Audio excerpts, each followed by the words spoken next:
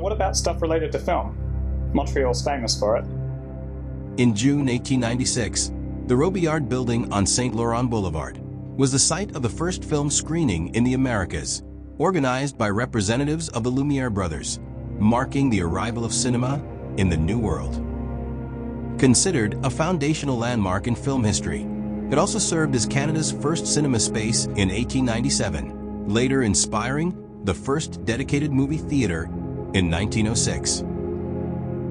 By the 1920s, it's the golden age of movie theaters in Montreal, and cinemas are popping up all across the city, north along St. Denis, west along Sherbrooke, and especially towards the east, along Sainte-Catherine Street. The 1920s saw a series of social reform campaigns involving children. There had been debate over whether or not unaccompanied children should be allowed to go to movie theaters. This debate was reignited after one fateful incident that would shake up the city of Montreal. It was a day that changed Quebec forever. January 9th, 1927. A tragedy in the history of the movies.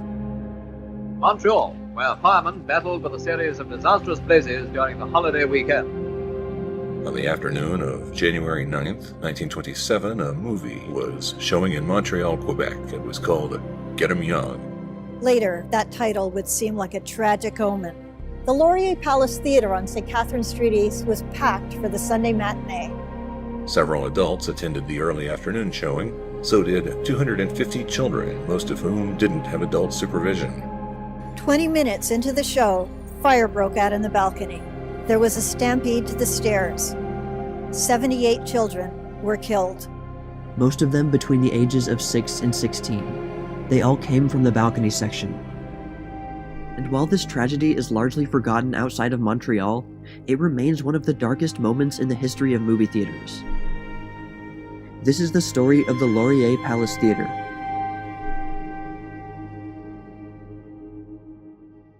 The Laurier Palace Theatre was located on Sainte-Catherine Street.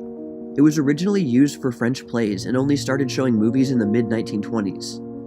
The theater sat on Montreal's main commercial artery and a great location for the theater, only a block away from the St. Lawrence River. In a bustling city like Montreal, the Laurier Palace Theatre was doing brisk business. On voit ici, c'est l'emplacement de l'ancien cinéma qu'on appelait le Laurier Palace, au 3215 Sainte-Catherine-Est.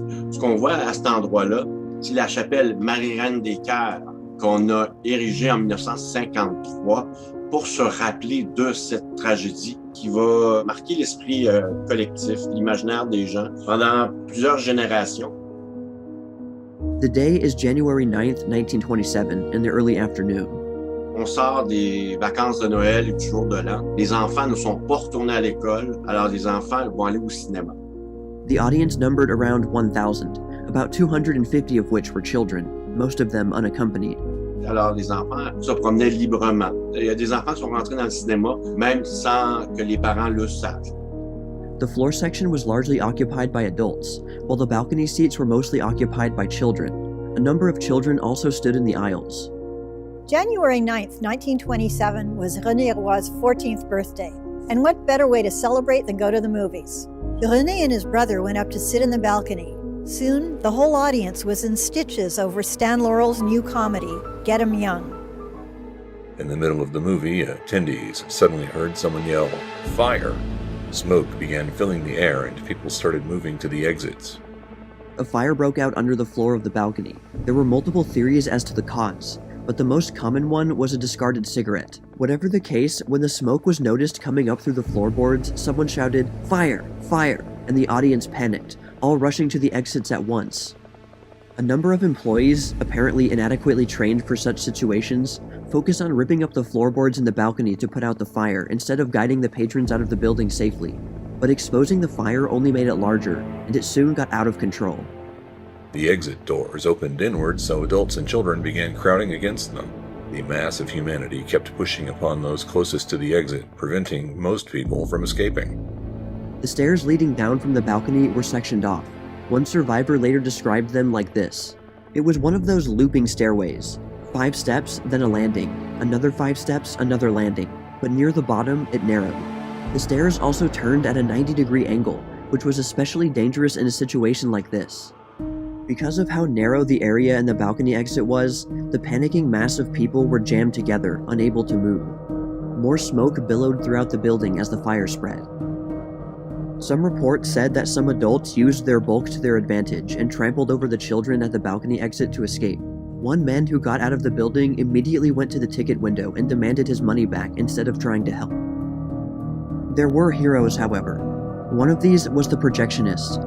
He kept the film going until no one was left on the balcony in order to try and keep everyone calm. Then, going down the stairway, he saw the horrific situation at the balcony exit and forced open a window leading to the top of the entrance marquee, saving 26 children in the process. It all happened so fast. The Gazette reported, a minute or two was sufficient to fill the stairway with a solid, suffocating, groaning, shrieking, and dying mass. By the time fire crews were in attendance, it was too late for many of the victims. A fire department was across the street from the theater. Firefighters arrived quickly and saved those that they could. Rescue efforts were described by the Montreal Gazette like this. Holes were chopped through the wooden stairs, directly under the jam of bodies. Another hole was made in a wall.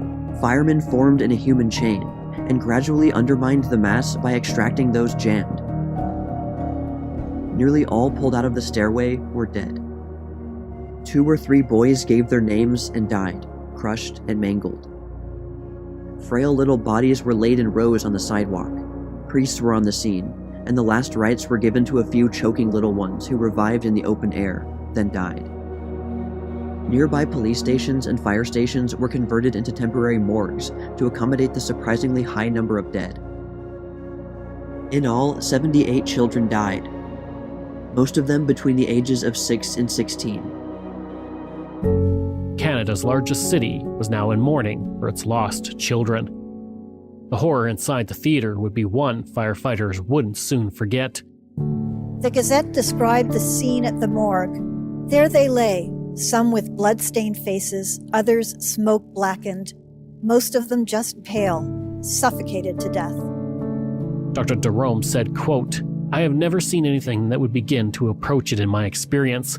The stillness and the overwhelming horror of that body-strewn room seemed to stifle all sobs and strike the visitors dumb."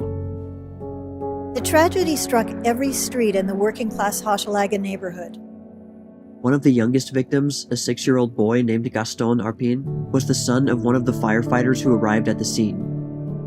And in another heartbreaking story, an off-duty police constable named Albert Boisseau had rushed to the scene, suspecting that his own children had gone to the theater.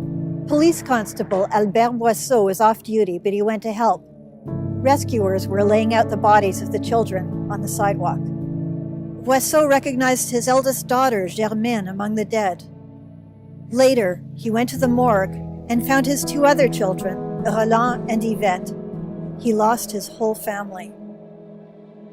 A twisted bit of irony in all this is that the name of the short being shown when the fire broke out was Get 'em Young, almost as if some unknown force was playing the sickest of all jokes. The appalling news of the fire filled the front pages for months. The fire made headlines around the world, especially in the United States, where there was a sense of total shock. Immediately, there was a search for who would be held responsible for the tragedy at the Laurier Palace Theater. The owner of the theater was a Syrian man named Amin Lawand. Lawand and a few others were taken into custody. He was charged with allowing unaccompanied children under the age of 16 into the theater. There had actually been a law at the time forbidding unaccompanied children under the age of 16 to go to movie theaters, but many, if not most, of the theaters in the area ignored the law. But this was not the first time Lawand had been caught breaking the law. He had previously been convicted a number of times for overcrowding his other theaters. What's more is that he also admitted that there had been fires in another of his theaters, and in a bowling alley he owned, and even in his own house. In the aftermath of the tragedy, the fire department ordered the temporary closure of 31 theaters that were deemed unsafe. On January 11th, funeral services were held at the Church of the Nativity of the Blessed Virgin, near the theater for 39 of the victims. 4,000 people attended the mass funeral. Outside the church, 50,000 people watched the funeral procession move through the streets. Thousands gathered at the parish church of La Nativité for the funeral 2 days later. Ça a frappé tellement les gens qu'il y a 50 000 personnes qui se présentent pour assister aux funérailles tout le long de la rue Ontario. Ça avait touché beaucoup les gens. To try and make sense of the tragedy, composer Louis Romeo Baudry wrote a song, There Was a Need for Angels in Heaven, performed by Hercule Lavoie.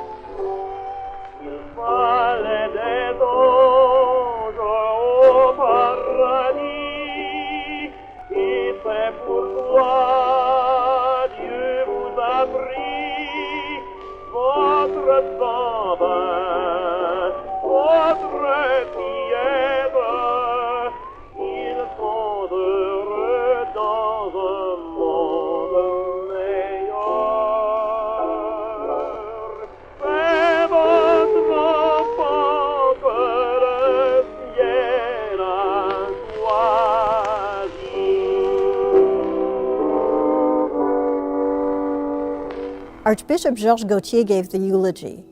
He wasted no time before calling for a law banning children from movie theaters. Fire safety measures were not enough. Children's moral safety was even more important. I want this event to teach a lesson, the Archbishop said.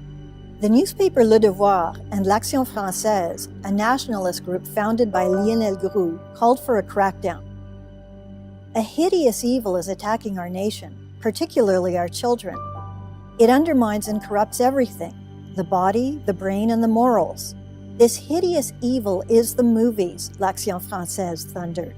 And who is behind this evil but the Jews, it warned, saying Quebec might have to become a fascist state like Italy to protect its children. The disaster at the Laurier Palace Theatre had some major effects in Quebec. Some local clergy used the incident to continue their campaign against showing movies on Sundays. Some cities already had bans on Sunday movies before the Laurier Theatre fire. Angry parents wanted change. They demanded that the theaters should be closed permanently. The Quebec government had no choice but to act. In 1928, it passed a law banning all children under 16 from cinemas. Others were quick to point out that the problem was not about unaccompanied minors, but rather the preparedness of the theater and the responsibilities of both the owner and employees. The area would also crack down on code violations of movie theaters to ensure that they were better prepared for dealing with emergencies. 2 months later, in mid-March, 3 Montreal theaters were forcibly closed. 5 were barred from special stage presentations due to unsafe stage conditions, and 22 were ordered to make improvements on safety features. And those numbers would continue to increase later in the month. Authorities decided to make changes to both construction and operational laws. Everything changed at that point. The disaster also saw the adoption of outward opening panic bar doors in most theatres. The panic bar was something that had been invented many years before, but which hadn't at the time been widely adopted. The Laurier Palace Theatre was said to be reopening about 6 months after the fire, but it never did. In the end, Amin Lawand was tried and convicted of manslaughter along with 2 other employees from the Laurier Theatre in October 1927. He was sentenced to 2 years in jail, and the other 2 men were sentenced to 1 year. Laurier Palace est devenu un mot qui a fait l'histoire dans l'industrie du cinéma. C'est une chose que nous, dans l'industrie, on n'aime pas trop en parler parce que ça rappelle des choses qui ne sont pas exactement, qui se rapportent à l'industrie de entertainment. The Laurier Theatre fire had one especially long-lasting effect. The ban on unaccompanied children under the age of 16 going to movie theaters remained in effect in Quebec all the way until 1961. When I saw how high the death toll was, I was surprised that I'd never heard of it. And while this tragedy is largely forgotten outside of Montreal, it remains one of the darkest moments in the history of movie theaters.